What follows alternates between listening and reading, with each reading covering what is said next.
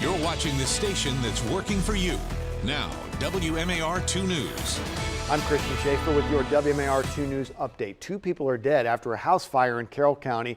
It happened on a home on Raincliff Road, the Sykesville area, around 9 o'clock last night. The fire first reported by a neighbor, but when crews got there were heavy flames shooting from this home.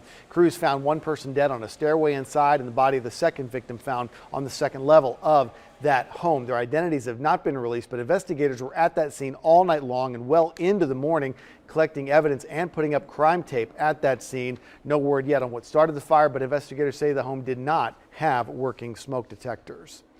A slow start for drivers on I-95 northeast of Baltimore City this morning. There's a crash between 2 tractor trailers and a car that led to backups on the southbound lanes of 95 that stretched for miles. The initial crash happened around 3 o'clock this morning in the Rosedale area, right under the Rossville Boulevard overpass.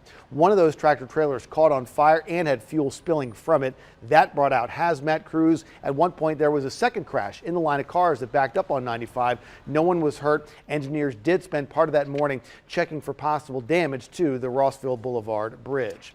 The Baltimore City Police Department and the City State's Attorney's Office do not agree on whether to continue investigating the death of police homicide detective Sean Suter. This week, the City Police Commissioner Michael Harrison announced the case was officially closed after Maryland State Police released their review of an independent review board's investigation into Suter's death. They've determined that Suter shot and killed himself in West Baltimore back in November of 2017. The medical examiner, though, at the time ruled that Suter's death was a homicide, and that determination remains in place to this day. In response to the commissioner's announcement that the case was closed, on Thursday, the Baltimore City State's Attorney Marilyn Mosby said her office's investigation into Suter's death is not over. So the one thing I can tell you is that with all open and pending matters, I cannot ethically comment on them. And so I can tell you it's an open and pending matter that unfortunately I'm unable to comment on.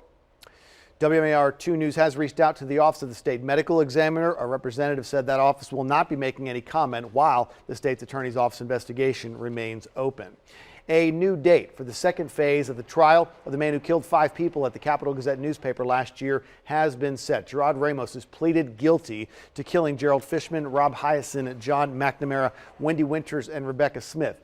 But he's arguing that he's not criminally responsible for the murders because of mental illness. Jury selection for that part of the trial had been scheduled to start last week. Now it's going to be March the 4th. Judge Laura Ripken agreed to postpone the case after Ramos's attorney said they need more time. Fashion and music will come together tonight in Hunt Valley for the Fashion Rocks Autism fundraiser. The money raised is going to benefit the autism advocacy group Safe Minds. In addition to the fashion and the music, there's going to be a live auction and a silent auction, food, drinks, and an after party. It's all at the Delta Hotel, Schwann Road. You can buy tickets at the door, $25. For more information on that event, go to WMAR2news.com. And now from WMAR 2 News, Maryland's most accurate forecast. Happy Friday, everyone. On this Friday, that cold blast has arrived. We've been talking about it all week, and it's finally here. But you know what? It's going to get even colder as we head through the overnight into tomorrow. Wintry mix possible as we head into next week. In terms of the temperature timeline, it's not going to warm up all that much for today. Numbers already in the 30s, and as we go into the afternoon, we'll be in the 40s. But with the winds out there gusting up to about 25 to 30 miles an hour throughout the day, it's going to feel more like the 20s this morning, and by the afternoon, feeling more like the 30s. So that's what you need to dress for all day long. Make sure you bundle up, as we will have some sun, some clouds throughout the day. The 7-day forecast looks like this. It goes down into the 20s for your actual temperature tonight into tomorrow morning. We'll flirt with the record high set back in 2003, 25 degrees, and then we'll warm up, if you will, say 47 is warm as we head towards Saturday, and then we'll start to moderate a bit as we head towards Sunday and also Veterans Day, Christian. Okay, the heat's going to be getting turned on. Thanks, Lynette. That's all the time we have for now. Stick with us online at WMAR2news.com all day long for updates on top stories and breaking news and weather on the go. You can download the WMAR2 News app in the App Store. It's got live radar, and you can set up breaking news alerts to come straight to your phone or tablet. Thanks for watching. I'm Christian Schaefer. This WMAR 2 News update is sponsored by Jones Junction.